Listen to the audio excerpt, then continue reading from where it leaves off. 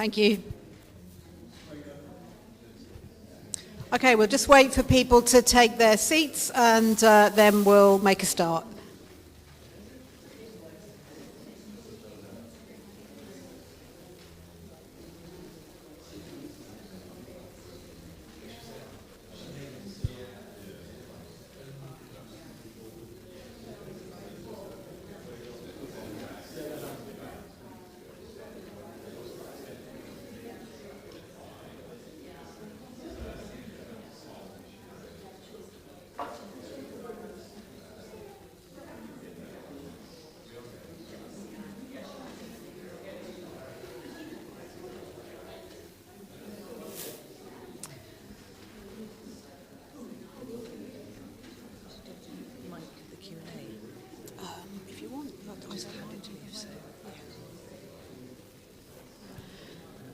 Hi everyone, I think we'll make a start now.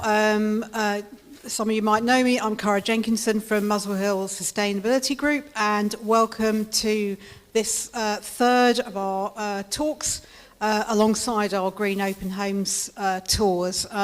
So this is, I think, our 11th Green Open Homes year, in which we've been inviting people to look around and learn from people that have made their homes more energy efficient. I'm sure as we walk around the streets of Muswell Hill and neighbouring areas, we all see lots of houses undergoing major retrofits, or renovations, I should say, renovations. You'll usually see architects be involved in those. And increasingly, architects are now renovating. It is a growing trend. It's a good opportunity if you do a full renovation to make the home more energy efficient too. And there are a growing number of architects that are looking to develop skills in this area and are doing some really incredible work. So we're really grateful that we'll be hearing from two of those architects this evening who both work in the local area. We're going to hear from both of them and then we'll take questions at the end.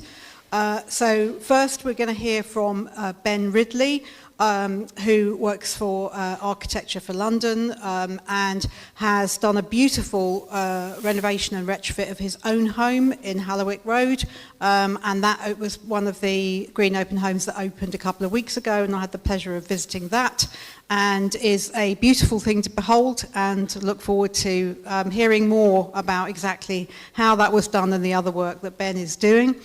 And we also have Joe Edwards, who is also an architect working in North London across a number of different boroughs, including Haringey, with a big focus on eco renovation.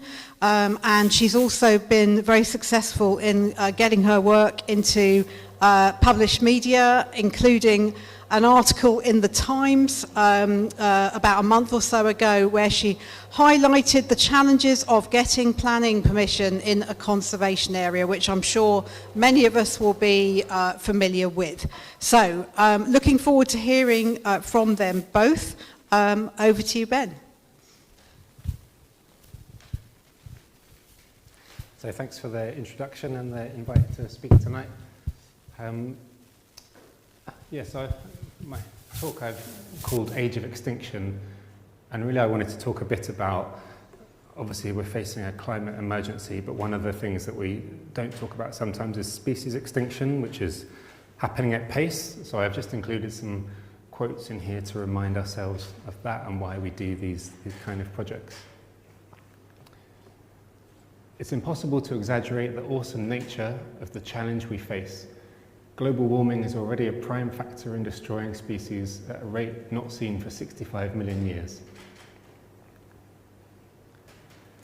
So obviously the UK has signed up to net zero by 2050, and the built environment is responsible for about a quarter of our total CO2 emissions. And the thing that we always try to remember is that each home that we work on as an architecture practice isn't going to be refurbished again before that date. So each project that we work on is crucial, and we need to make these projects as low energy as possible every time we refurbish them. And thinking about how we scale, so this project is obviously just a single house. It's my own house, which made it quite a good test case. And the things that we think we need to scale are thinking about a balance of sustainability, budget, but also aesthetics, and making sure we have all of those three things considered equally. So hopefully we can then apply these themes to houses throughout London and throughout the UK. So location, not far from here, just up the road off of Colney-Hatch Lane on Hallowwick Road. Very typical Edwardian suburbia.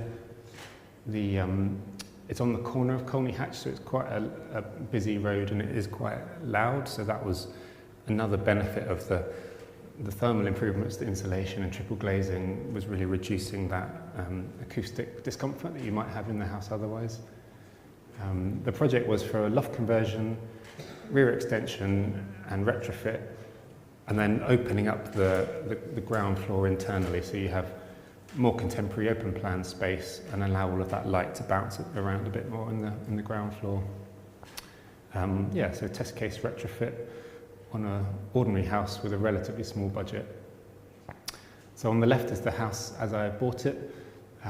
So it had internal cement-based plaster, external cement-based render at the front there, so causing quite a lot of damp problems. It had lots of single glazing, original single glazing. So quite typical unrefurbished Edwardian house. It's also end of terrace, as you can see, so had even more exposed wall area than usual. Internal, quite dated condition, but as well as that had more severe issues, so things like original Edwardian ventilation detail just having a big opening in the bathroom, so that obviously was causing lots of problems with condensation and mould growth. The rear rooms face almost directly north, so that had their own challenges in terms of making sure those rooms received enough daylight. And then these are some of the front windows, single glazed window on the left. You can see there all that condensation running down and causing mould growth along the bottom of the window and the sill. And then this is the rear reception room at ground floor on the right hand side, and someone had previously built a conservatory addition, and that really blocked out any natural light into that room, so it really wasn't a comfortable room to be in. And then some of the problems, this is the front bay, so where someone had put that cement-based damp proofing internally, it was just trapping all of that moisture and essentially deteriorating on the original lime plaster above that, so that was all soaking wet and coming away from the wall. The left two images there are the ground floor bay, and the right two images are the first floor bay, where they'd also applied similar render. And then you can kind of see all the lovely species of mould and things growing when you peel back the wallpaper. So it's almost certainly too late to save some of the world's greatest living wonders, such as coral reefs and monarch butterflies. With every increment of global heating, we'll have to accept still greater losses. So the first thing is thinking about the embodied energy, and that's the energy used in the extraction, processing, transport and assembly of all the materials on site. And about half of a building's embodied energy typically is in its structure. So the first thing is really to try and minimize use of steel and also the use of concrete wherever possible.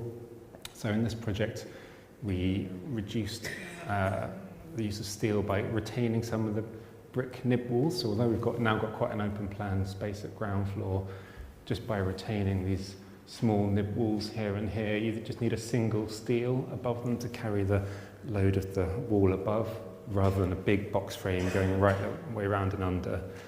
So it's cheaper, and it saves embodied energy. The other thing on the rear extension, rather than a complete concrete slab, we just have quite minimal strip foundations around the perimeter of the extension, and then we've carried that suspended, obviously insulated, suspended timber floor through into the extension. And then in the loft conversion, engineers often default to specifying steel beams in the loft, but on a typical relatively small terrace house like this, you often don't need that. So we did all the loft conversion in just doubled up timber beams, and there was only one kind of small steel flitch beam, and that's all that was needed for steels. And this is an early visual of the ground floor front, thinking about the finishes, so how to minimize embodied energy in the finishes, and that was really fairly simple decisions, trying to use things like unpainted lime plaster, natural stone tiles rather than ceramic or a polished concrete floor, and then as many timber finishes as possible throughout. And then so the second thing that we consider is energy in use, and that's where we try to follow the passive house principles to really minimize the energy used in space heating once the project is complete.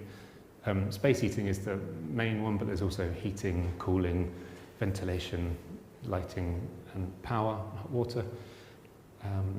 So this is a typical plan that we would do in a project that shows different wall types. So we insulated externally at the side and rear of the house, but at the front we wanted to keep that Edwardian facade, so we insulated internally, and that meant using breathable materials, so wood fibre.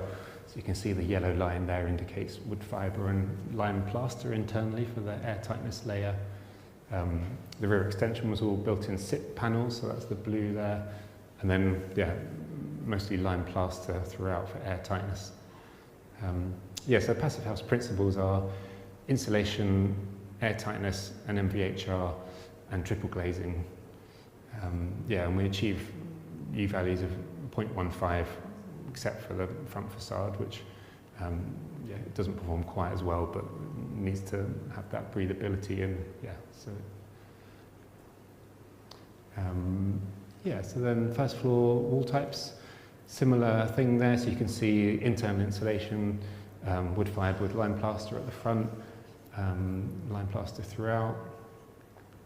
And then at the top, the next door neighbour hadn't yet done a loft conversion, so we needed to insulate all of that flank party wall because that was effectively a cold side on the other side of that.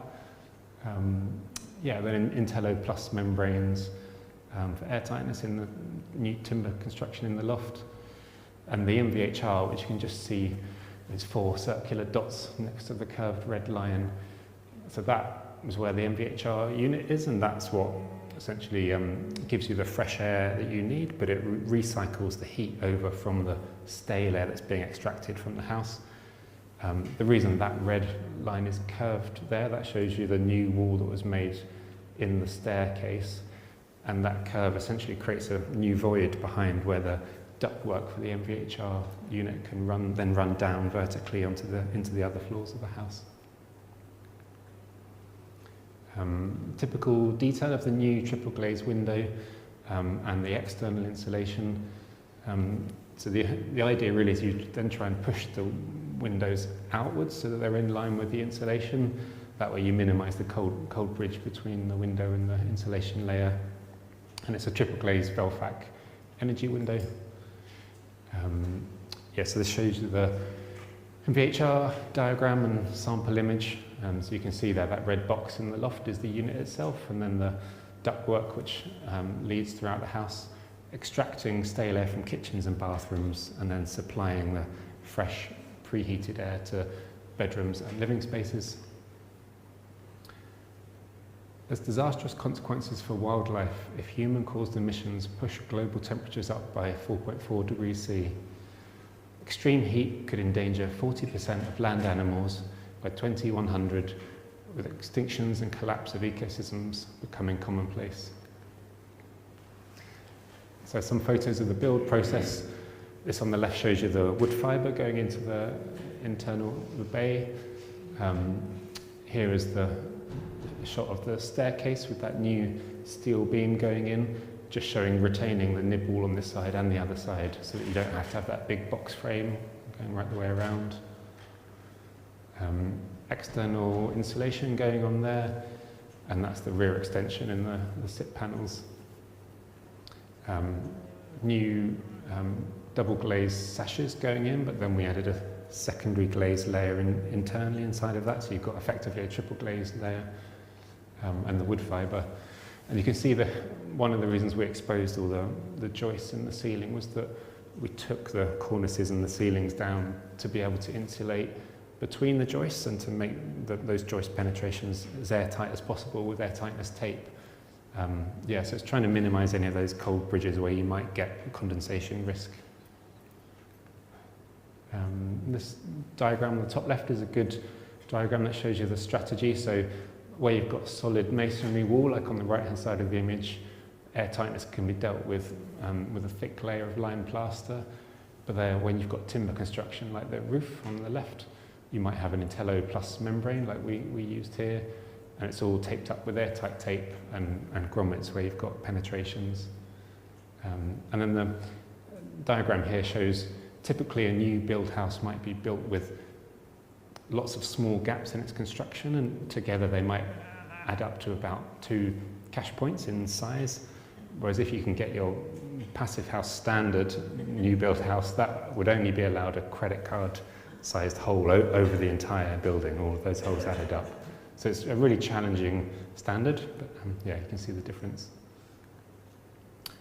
So this is a photo of the loft conversion in process. So you can see there the doubled up timber beams there and a timber post. The other thing about not having steel in the loft is normally a steel would be put inside the thermal layer itself in where the insulation is, and that creates a bit of a cold bridge, so it helps to avoid that as well. And then we also didn't put any ceiling mounted downlights in because they each create a little cold bridge in the insulation in the roof. And this is a south-facing triple glazed Velux, and the key there is to have an external blind, which you can get very easily integrated with Velux, just to stop that summer overheating problem or reduce it. So the air tightness testing, once you've done your air tightness layer, you have a blower door test. So a guy comes and tests everything by sealing up the door, installing a fan, and pressurizes and depressurizes the house. And it's great because he can walk around with a smoke gun, and you can actually see where the smoke is being sucked out of the building. So you then identify these problem areas. So the first air tightness test result was about 5 air changes an hour, and you could see and the tester said there's pretty much a gale blowing through that hole there where that arrow is on the top right, and that's the junction between the new extension and the existing house at ground floor. And obviously something hadn't been taped up there. Problems with the air tightness tape, again at the sill of the side window and at the rear window too. So we made those as good as we could do. So it was, yeah, it's always more difficult to seal after the fact, and you should really get it done, the test done earlier in the construction. But we managed to do a fair bit of work to make those good, and the second air tightness test came in at about 4.2 air changes an hour. And typically a Victorian or Edwardian house might be about 15 or even 20 air changes an hour, so yeah, it makes a big difference. Global warming is projected to commit over 1/3 of Earth's animal and plant species to extinction by 2050 if current greenhouse gas emission trajectories continue, a catastrophic loss that would irreversibly reduce biodiversity and alter ecosystems across the globe. So in terms of the cost, the whole project was about 250k plus some client supply items. This was pre-COVID price rises, so it was a bit cheaper. But all in all, the low energy work probably accounted for about 34,000 of that. The MVHR and the insulation and tightness being the big ones. Only a very small uplift for the triple glazing over the double glazing. And then things like the low embodied energy items like the steel and the stone probably had 0 uplift over their alternatives.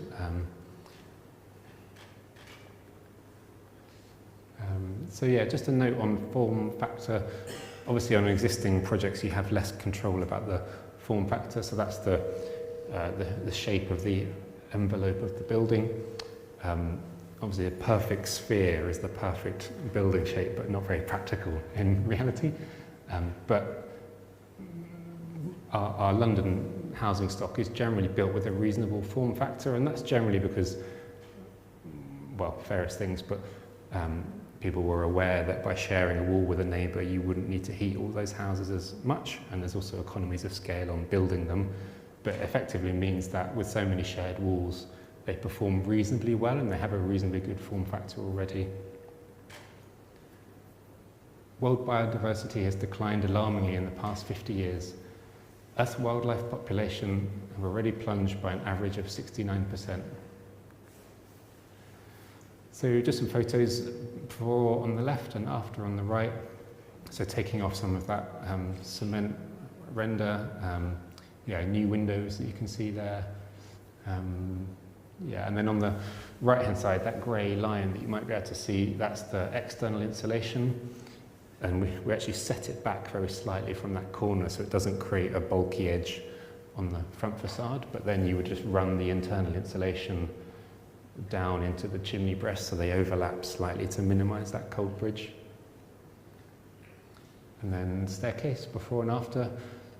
So you can see much more open plan now and letting that light bounce around. You can see the exposed joists on the right. So that's the double glazing with the secondary glaze layer internally. We actually reinstated the stained glass in the front door and then secondary glazing inside of that. That's Astrid the cat enjoying the nice underfloor heating now.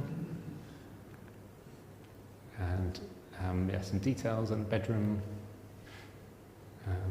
bathroom, and a kind of small point, but it's helpful also to try to minimise the numbers of materials and finishes in the project, because you're then reducing the number of deliveries to site, hopefully. If you can get a big stone package, it's one lorry, rather than lots of different types of stone from different suppliers. So we try to use the same materials everywhere. So it's all oak face plywood, stone and lime plaster. That's the front bedroom, garden and the loft conversion. So triple glazed Velfat window again, and that cupboard in the left, that's where the MVHR unit lives. And then the final thing to mention really is that all the benefits of sustainability and the lower bills that come with that, but it's also creating a more healthy home. So thinking about occupant comfort and having warm and draft-free spaces, and the objective really is to make every part of the house the same temperature, so you don't have that typical cold room in the rear outrigger that you might usually do in these houses. Lower energy bills, improved indoor air quality, because the MVHR has a HEPA filter in it, a bit like your Hoover might do, so it filters out NOx and diesel particulates, but also pollen, so if you suffer from hay fever, that can really help too. Stable temperatures and no cold bridges, so much less likely to suffer from condensation and mould growth, the health issues that go with that. Quieter, but then finally the low energy demand, it really expands that potential for on-site renewables, because heat pumps can work really well with underfloor heating when the energy demand is low. And then although that was quite a deep retrofit project, there's easy things that you can do now. So draft proofing, secondary glazing, and on the left is a mag flap letterbox flap.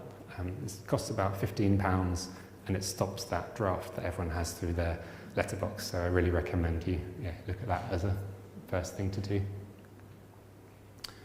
And that's Astrid.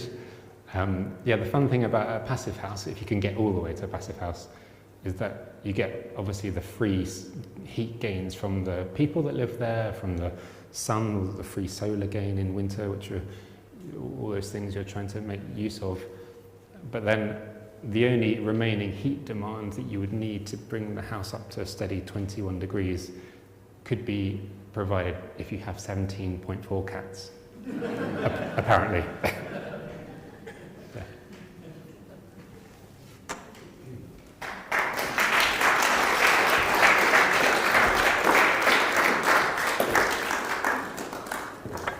Thank you very much, Ben.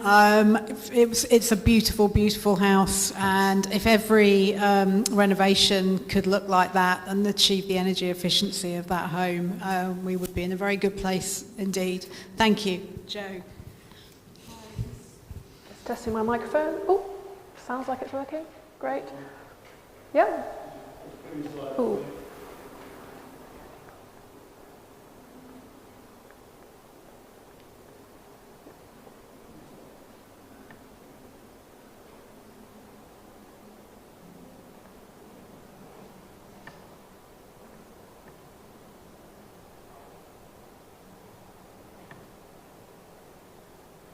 Here we go. Great. Hi, I'm Jo Edwards from Edwards-Rensen Architects. We're a two-person office based in Islington. My husband and co-director Ridley is from Holland, and I'm from Muswell Hill originally.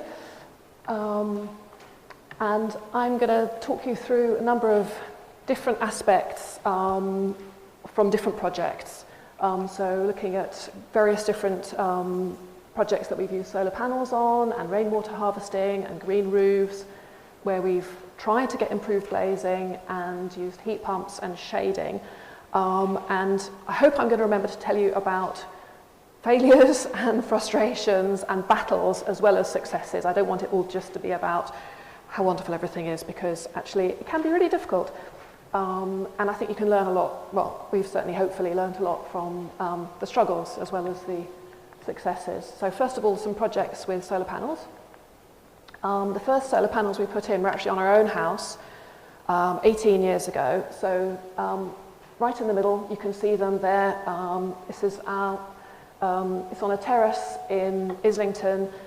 All of these roofs are facing pretty much due south. And when I was looking at this aerial photo to put this talk together, I was actually really shocked to realise that we're still, 18 years later, the only ones who've got solar panels on our roofs, which I think is actually really shocking. You can see that several of these roofs have been recovered in the last few years. It's really obvious from this aerial photo, and I know for a fact that at least one of our neighbours was really keen to have solar panels on her roof, but when she spoke to her roofers, they said, nah, don't do that.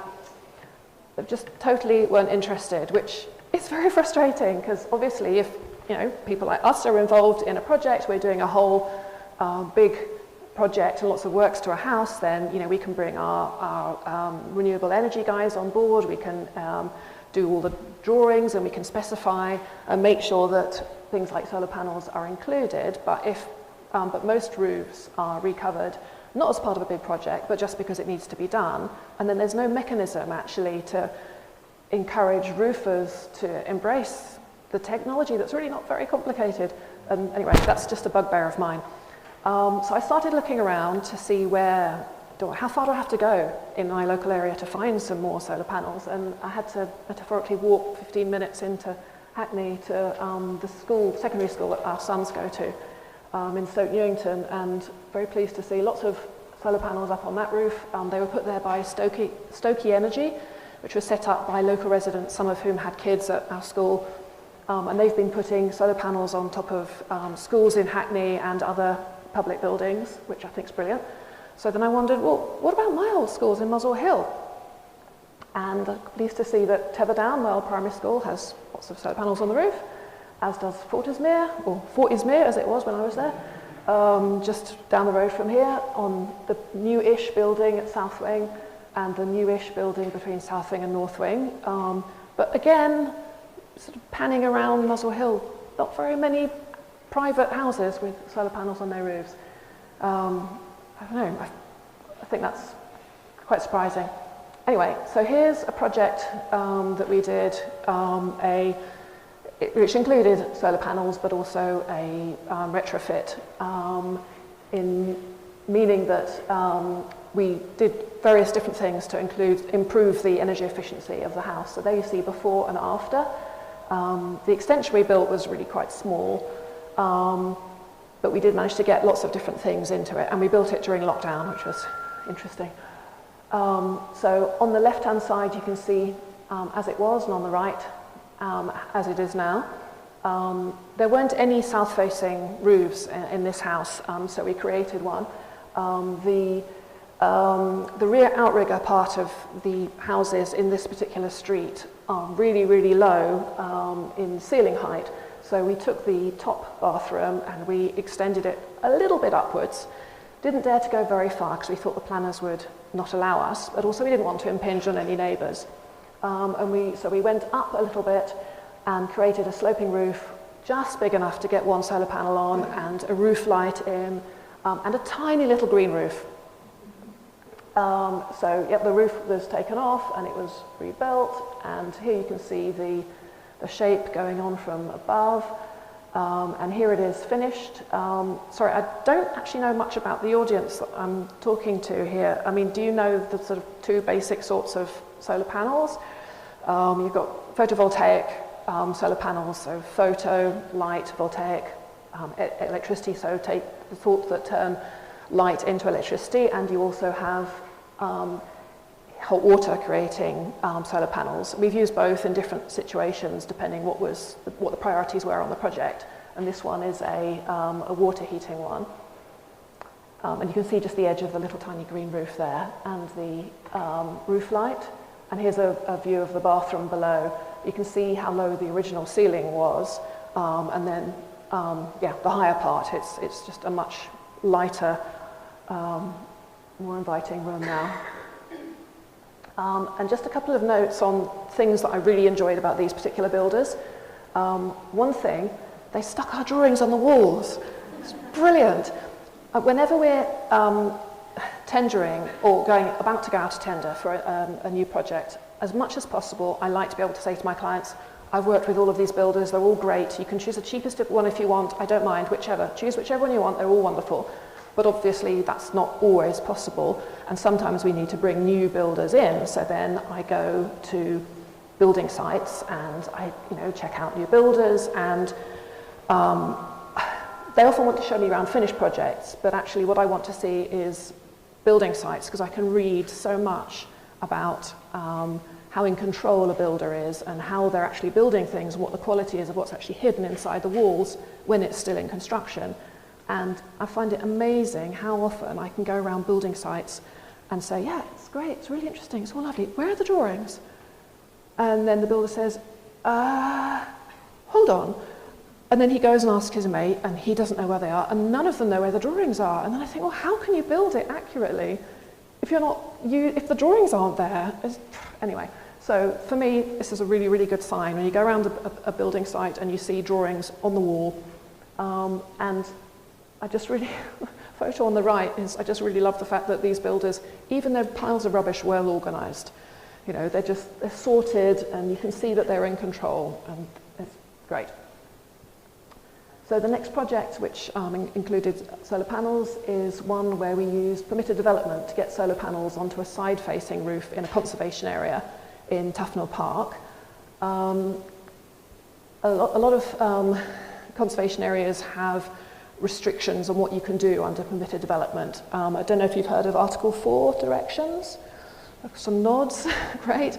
So it's basically a piece of legislation which restricts permitted development, so things you'd normally be able to do without having to get planning permission. Sometimes we apply for a certificate of lawfulness, which is sort of a rubber stamp from the local authority to say, yes, you're right, this can be done within your permitted development rights. And you don't have to get that in order to build within your permitted development rights, but quite often it's actually not entirely clear whether it would be within PD or not. And also our clients often would really like to have the reassurance that if they spend a lot of money putting something up on a roof or whatever, that there's no way it's going to be challenged.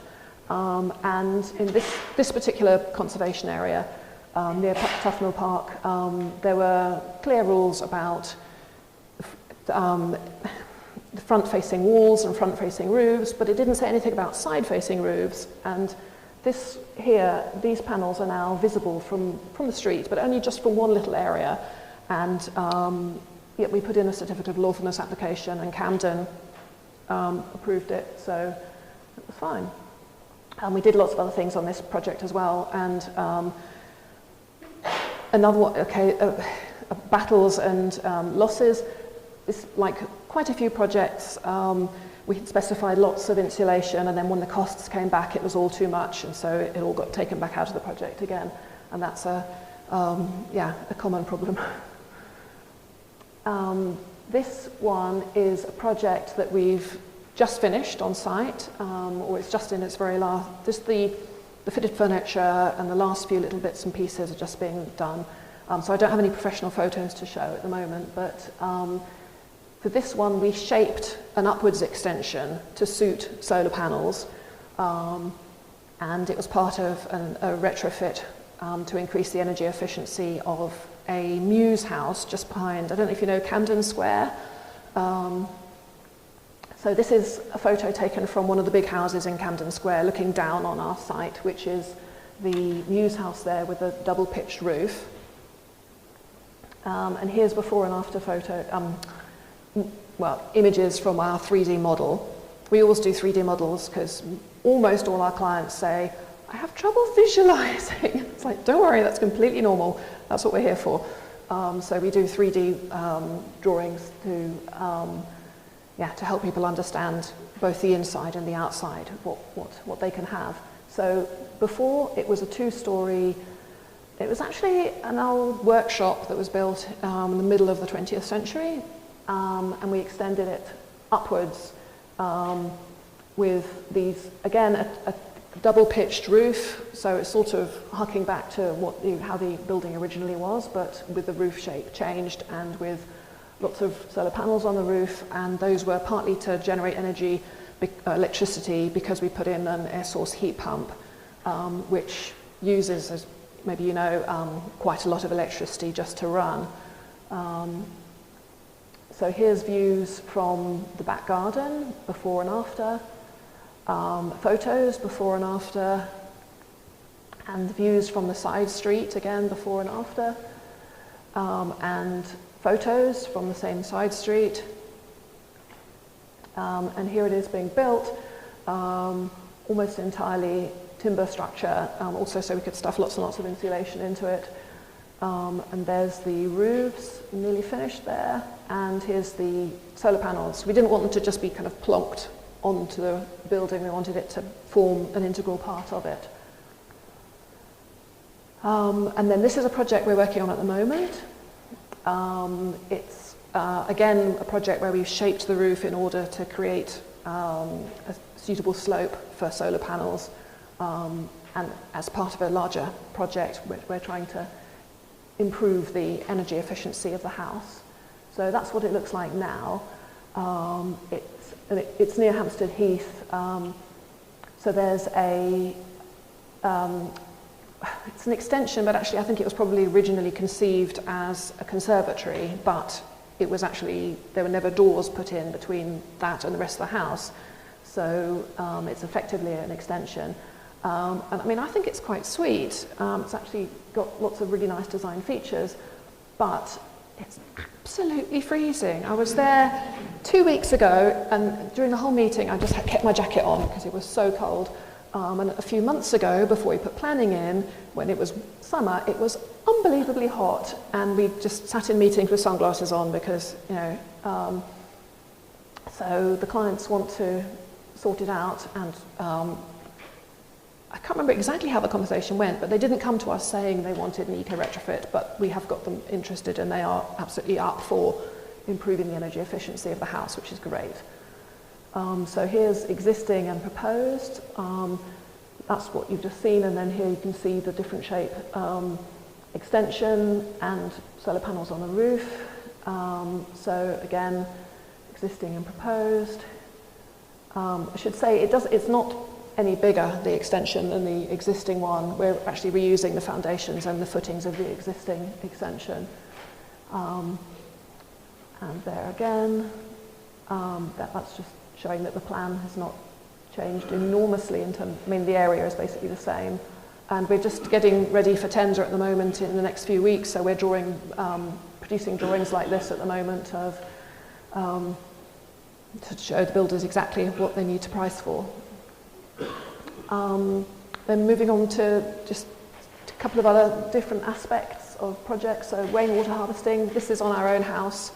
All the roofs on the back of our house send water down this projecting gutter here, which then goes down a chain into an underwater brick water storage that we've created so that we can water our garden with rainwater. And if that overflows, it overflows into a pond that we've created. And the project I showed you earlier with the tiny green roof on the roof up the top, there's a, just, I thought, rather elegant water butt there with a nice planter in the top. Green roofs, there's the one I already showed you, and the one that was in near Tufnell Park. Sorry, I don't actually have a really good photo. This is just one corner of the green roof. And one thing to say about green roofs, planners are really, really nervous or protective of privacy of neighbours, and it can sometimes be tricky to get green roofs through because they're perceived as being space that people are basically roof terraces. People are going to go and party on and impinge on the privacy of their neighbours. And one of the things that we did to make sure that this wasn't mistaken for that here was not having hand balustrades around the edge, which I kind of feel is a bit of a, I don't know, double-edged sword. I'm not sure that's quite the right phrase, but it does mean, of course, it's harder to maintain. It doesn't have a nice safe barrier around the edge, but it very, very rarely needs maintaining. Glazing, so yeah, this is our own house. We applied to Islington to replace our single glazed original Victorian windows with double glazing. We weren't trying anything revolutionary in any way. I mean, you know, I would love to have triple glazing as Ben has on his house, but yeah, in this conservation area and throughout Islington, I could see that the only double glazing that's ever been approved is very narrow conservation slimline double glazing, and the amount of thermal improvement that you get from that, we just don't feel it's worth it. So, and we also can't see why we can't have better than that. So even just a few millimetres would make a big difference to what you can achieve thermally. So we challenged Islington directly on what they would approve. On the back of our house, which is not affected by the Article 4, which removes our permitted development rights on the front of the house. On the back of the house, we can do what we like in terms of glazing. So we replaced we've done one of the windows so far, and we used it as an example. I don't know if you can tell which of these is double glazed. Well, it's the top one, and the other thing that Islington are very particular about is that the glazing bars must be integrated. So that means each glazed unit must be separate with an actual bit of timber between them which goes right through. And you might think, well, yeah, so what? But as well as making it much, much more expensive, it also very much reduces how much thermal upgrade you can achieve. And I think the difference is imperceptible. I've literally stood here with window suppliers and said, so do you reckon these are integrated or applied? And they've had to look and scratch their heads and think about it, and that's standing right next to it on the inside of our house. So the idea that it would impact on the conservation area, personally, I think is ridiculous, but anyway. So this is spot the difference, existing and proposed. Again, coming closer up, looking at our front bay window, existing and proposed. Can you see the difference? The difference is only apparent when you get right up to the details. So in elevation, there is a 2 millimetre difference in the thickness of the glazing bars. So, and that's because the shape of the glazing bars on the outside, it's just a little bit of a different angle of display. Personally, I think that would be imperceptible. We would see the difference on the inside, and it would make a huge difference thermally. Islington refused our application. We went to appeal. The Times got interested and wrote this article about it, and then we lost the appeal. So Yeah, very frustrating, but what can you do? So moving on. Just wanted to show a couple of projects. Well, there are a couple of projects that we have where we have heat pumps. So just a couple of images for if anybody hasn't actually seen a heat pump in real life yet. So this is the project that I showed you just behind Camden Square, the upwards extension. So that's a heat pump there in the courtyard at the front. And also to say that with heat pumps, we've found that it's much easier to get permission for them with permitted development rather than under a planning application. So what we quite often do with projects is we split them up into different applications. Also because planning is in complete chaos at the moment, and so you want to reduce, if something is going to be controversial and cause any problems, you'd want it to not scupper the whole project, so we split it up into different applications, and we got this one through in permitted development, and it helped a lot that our clients had a courtyard at the front, so it could be within all the rules much more easily than it often is the case. And that's the plant room. Before it was all nicely built in with fitted furniture. I just think it's quite fun seeing all the kit and the pipes and everything. Just quick words about shading. We like, where possible, to use natural shading, so we like to have a trellis with a vine of some sort or a climber growing over so that you get shade in summer when you want it, and then when the leaves fall off in winter, you have the light when you want it. And this is a house we did for one of my aunts and uncles in Australia, using some of the same principles, but obviously everything's the other way around, because for them the sun comes from the north. And this one we shaped the roofs so as to block out the hot, high up summer sun, but to allow in the cooler winter sun. And that's it. Thank you.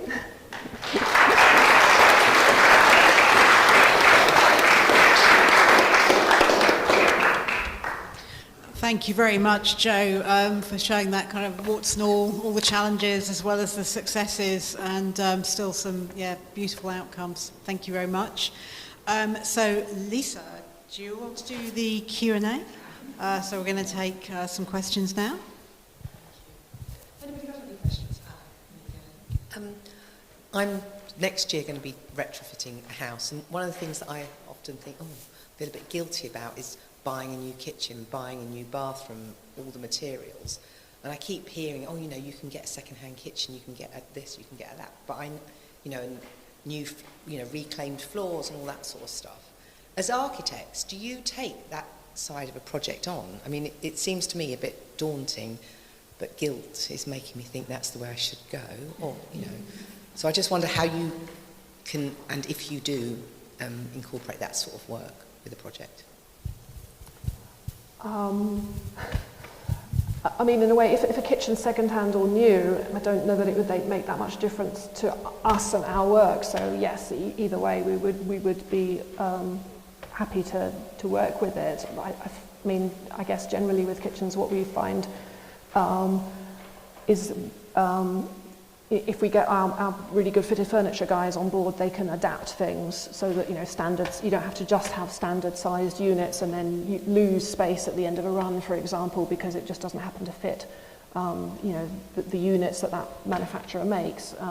And generally we find that using our fitted furniture guys, that it doesn't actually necessarily cost any more than a high street kitchen. It's sort of, you're not up in the sort of the higher end, the Tom Howleys or whatever,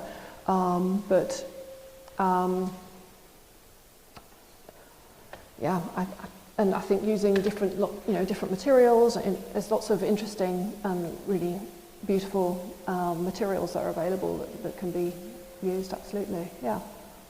Sorry, I'm not sure if that's really answering your question, but.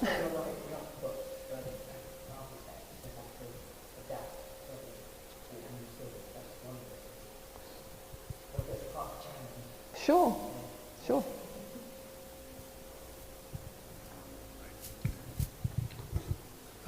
Quick question for Ben. Ben, you showed some photos of the before shots of your house, and there was one I think you said was I might be wrong about this, but it was a sand and cement render on the inside, which was a damp proofing device that didn't work. Yeah. So there was clearly damp from there for some reason. That's why they put it up in the first place, the sand and cement. You got rid of it, and you did the rest of your refurb, and you did your mechanical ventilation and so on and so on. Did you find that that was sufficient to cure that problem, or did you have to address it specifically? So luckily it's completely gone away, so we stripped everything back to brickwork and then just used breathable insulation and lime plaster, and yes, it's completely solved the problem. I think what may have, because it had both cement-based render on the outside and cement-based plaster on the inside, so maybe someone had rendered it on the outside and that was causing problems internally, and then they thought, oh, we better do something about this internal problem, so they put more on the inside, but then all that moisture is coming up above that 1 metre layer and all coming out of the top. So yeah, I mean, yeah, we work with some specialists at Heritage House and they say that rising damp is almost not a thing, and it's often misdiagnosed, and a lot of the problems are with lack of breathability or sometimes drainage issues, that kind of thing.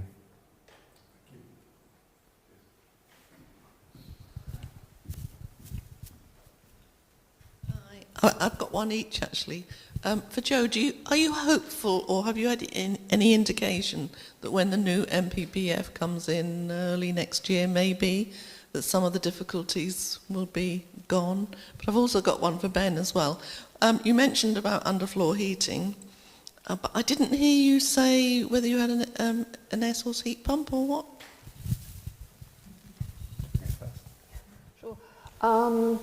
I'd like to be optimistic.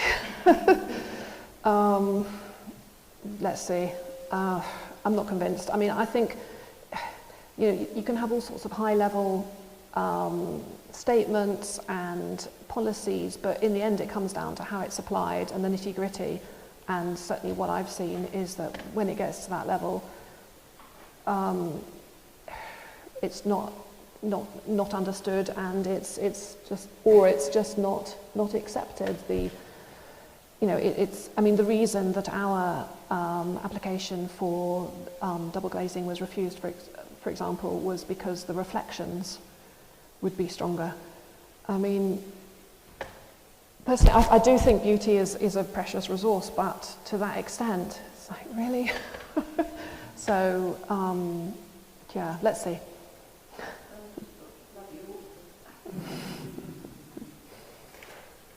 Yeah, and the heat pump will be phase 2 for us. So, yeah, at the time we didn't have the budget available, but now there is the £7,500 grant which you can get towards a heat pump. So, yeah, usually total installation costs are about 15,000. So that was a bit off-putting at the time, but now obviously it's 7.5 would be the most you have to pay usually. Yeah, so it's a gas boiler, but I guess because the house now has quite a low energy demand, it meant that it could just run off of a combi boiler, so there's no hot water tank or anything, it just supplies water as it's needed. So I think that's what made the decision even harder, because the relative cost of a single combi boiler with no tank compared to air source heat pump with tank and all, yeah, it made it difficult at the time. But yeah, I think because it's a good low energy standard, it's now a straightforward retrofit. I had a question for Joe, which was about the double glazing. I was really curious about this because we're in Fortis Green Conservation Area, which is in Haringey, and we were able to replace windows, and there seemed to be no need for planning. They were very relaxed. The only requirement they had was that they would look the same, and that was about as far as it went. And we did go to a lot of effort to make sure that the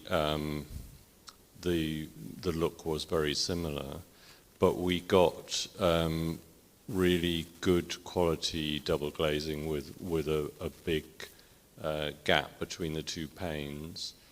and it just wasn't a problem. So I guess my question is, how can it be so different in Haringey and in Islington in two conservation areas? It's weird. And the other thing was that for solar PV panels on the front part of our roof, I just wrote to Haringey Planning and said, do I need planning permission? They said no, and I went ahead and did it. And so I suppose general reflection is how weird it is that that you've got conservation areas both in North London very close to each other. What kind of madness is this? Sorry, can I just ask, did you include your double glazing windows in a planning application, or No. Did you do a planning application for them? No. Because if we could have just done it without a planning application, sure we could. And lots of people in our street have done that, and within, depending whether it was done before or after the 26th of April this year, if it had been done before the 26th of April, within 4 years it would have had legal status. Now, ever since the 26th of April, things need to have 10 years before they gain legal status. But yeah, lots of our neighbours have simply done it, but we didn't just want to have better windows, we wanted to set a precedent. So we set ourselves a really difficult task of taking on the planners, and we wanted to be able to advise our clients and our other neighbours who maybe didn't quite dare to just get on and do it. And we wanted to set a precedent. Yeah, didn't work. So maybe if I'd done what you... Who knows? Who knows? So maybe if I'd done what you did, I would have come across all the same problems. But I looked it up, what the guidance was for the conservation area, and what I've said is effectively what it was. Is there an Article 4 in place in your conservation area? I don't know. Yeah, because that's one thing that I find really, really odd, is that very few councils put the Article 4s clearly on their websites, because they don't have to. Not every conservation area has an Article 4, and there are some Article 4s also in Haringey that are not in conservation areas. It can be applied to any area, and that's what you need to read. And then in our case, we also consulted a planning consultant and said, surely this doesn't hold us back from doing this, does it? And he said, yes, it does. It's not obvious. It's hard to find the legislation. Once you've found it, it's hard to understand it. So I don't know whether you would have encountered these problems, but it's entirely possible. Yeah, I mean, that's another area of madness, isn't it? That it ought to be possible for anybody to find out. It would be nice. What the situation is. And, would be nice. I've got 20 years of legal experience, and it wasn't that easy to find out. So, yeah, thank you. There's also, another example would be paving over front gardens. There's really, really clear legislation and policy against paving over front gardens for reasons of flooding and biodiversity, and yet very, very few people know about it, and so you constantly see it all over the place. Yeah. Thank you, both of you. Builders, how do you get good builders? Who needs to supervise them? Can an amateur who understands some of the principles with some tape seal their house adequately? Or does one have to go Rolls-Royce and employ someone with fantastic drawings? So the question really is the quality of builders. Not really a lot of builders left the country. The question is, could a good amateur, or who should supervise, I suppose, apart from an architect, to get this right and not end up having to tear it all down 20 years later when there's mould? So basically you're saying, do you need an architect? Well, Ben, what do you reckon?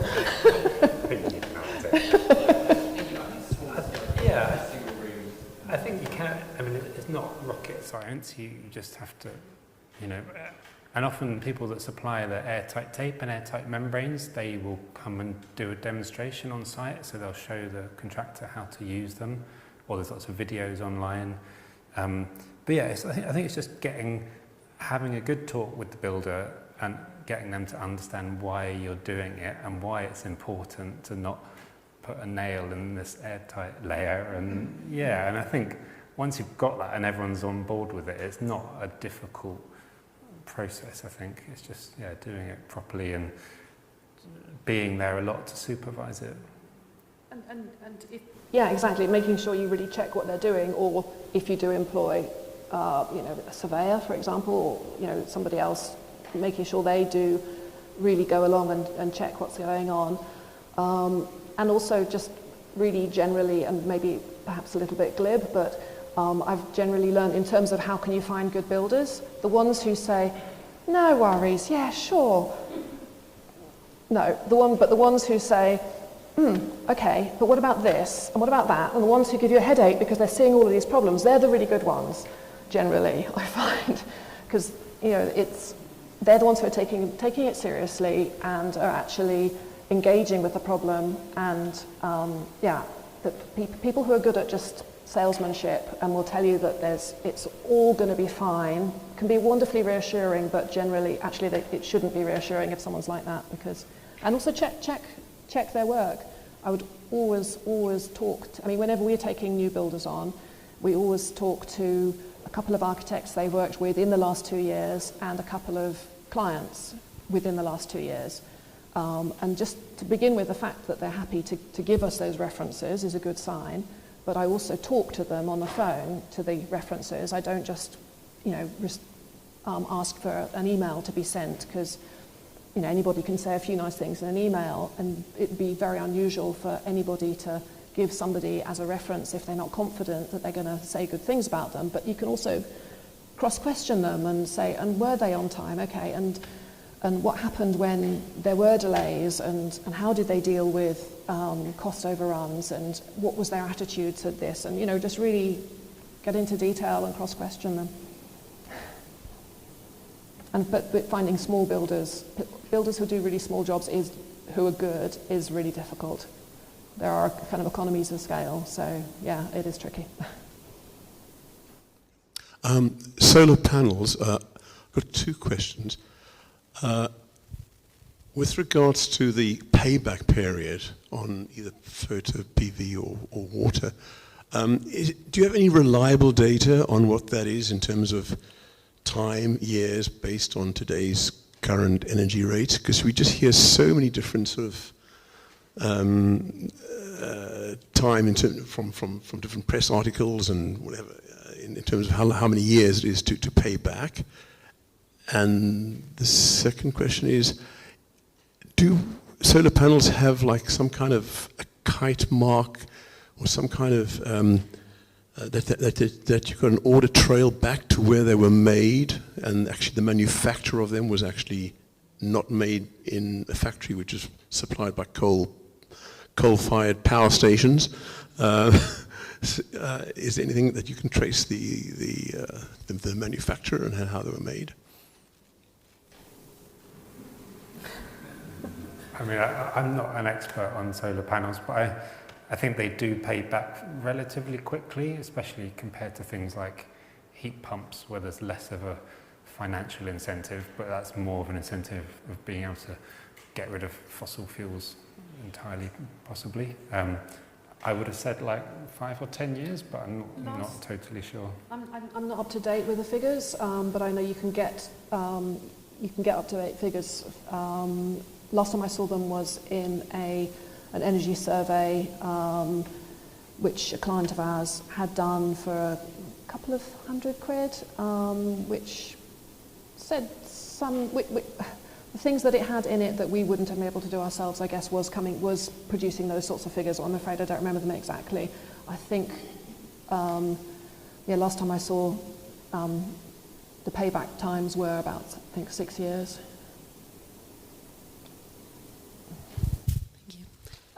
So I have 2 related questions.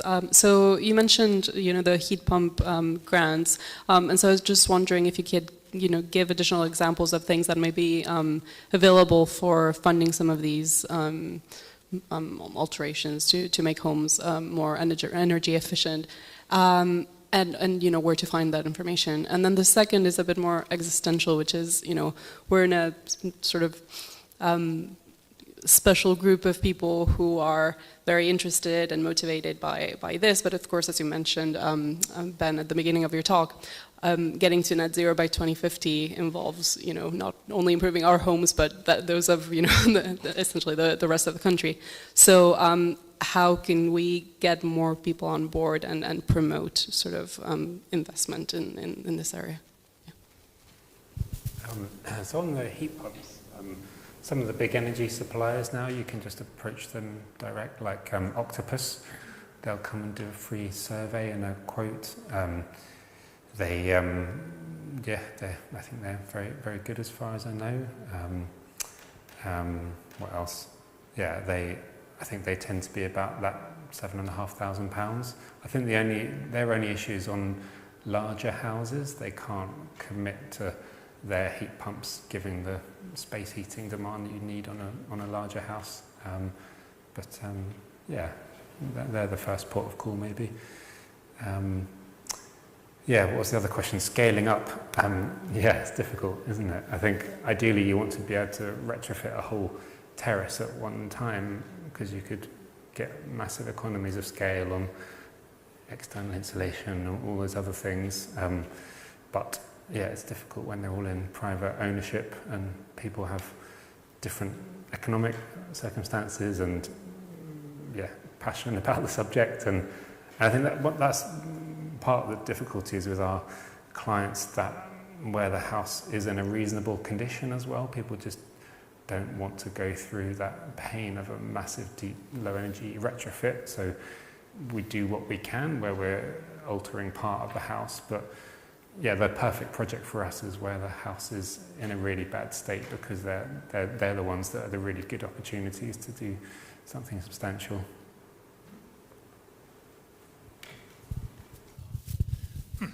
Thank you. I've got a bit of a croak. Can you hear me? Ben talked a lot about loss of biodiversity, and we have a project which is basically to build a new house in our garden and then afterwards convert the existing house, which I might say is not in a conservation area, not a very chic area. But the new house, of course, will be very modern, and it will cover a lot of existing greenery. And the planners are very keen on the idea of having a green roof, which is something that Jo mentioned, although she called it a sedum roof. And I wonder whether you have any practical experience of how you maintain such a thing. I say this because the garden is right alongside an enormous stand of sycamore trees which shower seeds, probably 100 seedlings per square metre every year, and presumably they will fall on the green roof. So what do I do about that? I can't take the mower up there and pull them all out. Do you have any practical advice on that subject? How high up is this roof going to be? Sorry? How high up is the roof going to be? Right. Yeah. No, sure.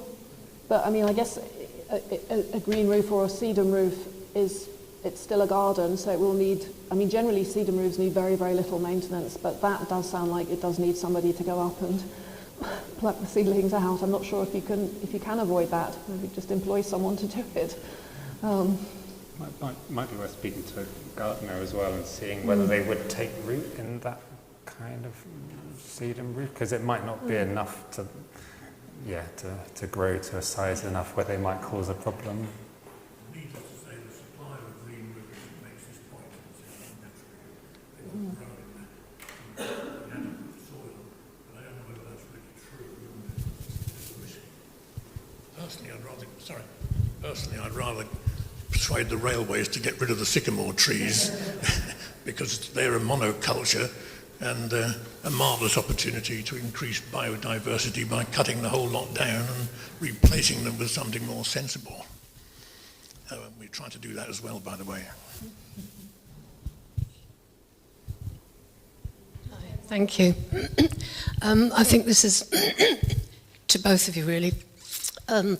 It's really interesting talks, and I came because I'm a member of of this, but I haven't been to many of the meetings. But because you have companies, you are doing the thing. I'm like many people, I live on my own. I have a 2-bedroom terrace house in Bounds Green, which I've had for a long time. The only green thing I managed to do is I have some underfloor heating, and I ripped out the lawn at the back and concrete at the front, and it's full of greenery. So I've done that bit because it's my passion. My question is, I would like either to sell up and move completely, or what I'd really like to do is do the whole house. I can't do piecemeal things. I can hardly get up to my loft now because I have arthritis. So I'm not one of these people who can, fiddle about with a bit here and a bit there. My understanding really is that the best way forward is with an architect. Now, I had a very good architect friend years ago who's now died. But it was almost pre all the insulation days. Well, and my fear is I have used builders for this job, that little job, and like a lot of people in London, it's like I daren't do anything anymore because I have had so many cowboys. I've had so many awful little jobs done. For me, it's like what money I've got, if I'm going to spend it, I don't want to tweak at the edges. But are there consultancies? Is there a list of reliable companies? Is there anywhere somebody can go that has a list of good architects that obviously talk about insulation and they're all about the eco aspect, and builders would come after that, I assume. But I mean, for instance, I'm a D in the EPC energy performance, which tells you my house is very leaky. And it's sort of, I just want to love it and almost get, at least a consultant to tell me, look, this is what you should do to, in other words, and stop putting plasters on. This is what it will cost up front. Is it worth it or is it not? If it's not, then I sell up and I go to Dublin to be near my daughter, and I look for a little bungalow somewhere in Kerry. I don't know, but I'm a Londoner. I'm also an artist, and I want to bring more light into the house. So really, I've met 2 architects here, and I'm sure you are excellent, but, is there somewhere you can go for people in North London to get this information? And can I just quickly say, when you mentioned, Ben, about it'd be so much better for a whole street, I also contribute a little bit every month to the power station group. The artist, husband and wife, who've done the whole street and the school. It's such an amazing project. However, we don't have that, and I'm selfishly talking about my house. So sorry that was long-winded, but any information I'd be grateful for, if not now, later. I'd look at the Passive House website, because they have a list of Passive House certified consultants who tend to be architects or other consultants. It's the Passive House website. So if you search for that on Google, but they also have Passive House certified tradesmen as well, so you can get contractors that have been through that exam and done the tests. So that might be one place to look. I've looked at Passive House in Ireland, and there seems to be Swedish or German. I think they're in very rural areas, but there's a UK. Yeah, so I think you can search by location as well, so you can find people near to you. Yeah, well, that's really good, thank you.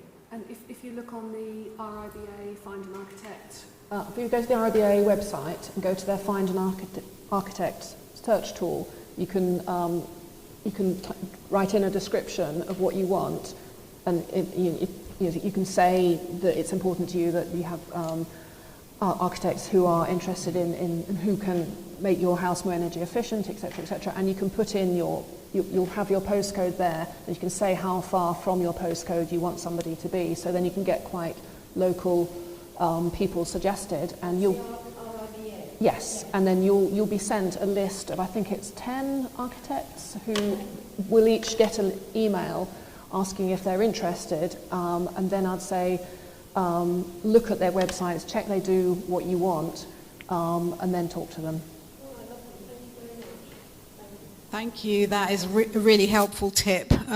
Also, Muswell Hill Sustainability Group does have a list of local installers. It is not including some architects, including these two, but that when they're not officially vetted by us, they usually come through recommendations from members of Muswell Hill Sustainability Group. So that's on our website. It's under Green Installers, if you want to check there.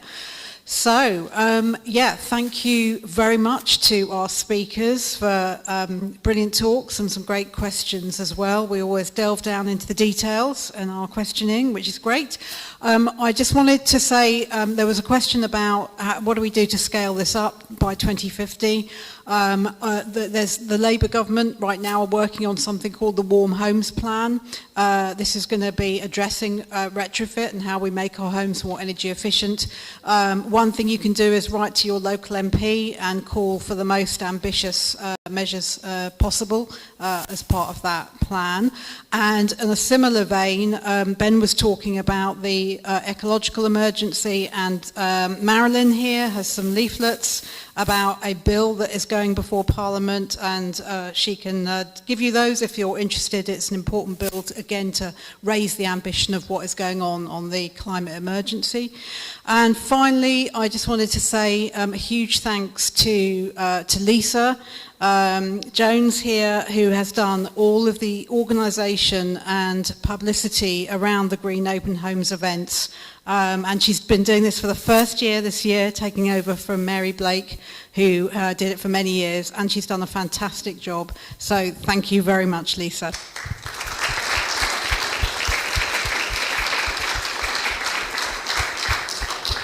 Thank you.